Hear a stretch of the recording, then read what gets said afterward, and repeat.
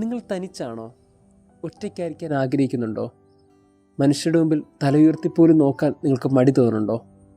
നിങ്ങൾക്ക് വേണ്ടിയിട്ടാണ് ഈ തിരുനാൾ. ഇന്ന് ആഗോളസഭ പെന്തക്കോസ്ത തിരുനാൾ ആഘോഷിക്കുകയാണ്.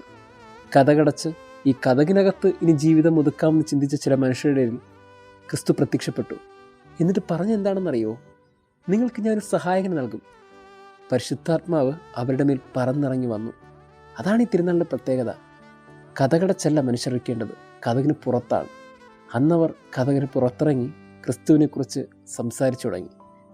കതകടച്ച് ഒരു മുറിക്കകത്ത് മാത്രം ഒതുക്കാമെന്ന് ചിന്തിക്കുന്നുണ്ടെങ്കിൽ നിങ്ങളുടെ ഉള്ളിലെ പരിശുദ്ധാത്മാവ് കുറച്ചും കൂടി ആ കതകിന് പുറത്തു വരാൻ നിങ്ങളെ ക്ഷണിക്കുന്നു എന്നൊരു ഓർമ്മപ്പെടുത്തൽ ഈ തിരുനാൾ നൽകുന്നുണ്ട്. ആരും കാണാതെ ഒളിച്ചിരിക്കുന്നതല്ല ക്രൈസ്തവ ജീവിതം. പുറത്തിറങ്ങി ഏറ്റുപറയുന്നതാണ് ക്രൈസ്തവ ജീവിതം. തിരുനാൾ ആശംസകൾ.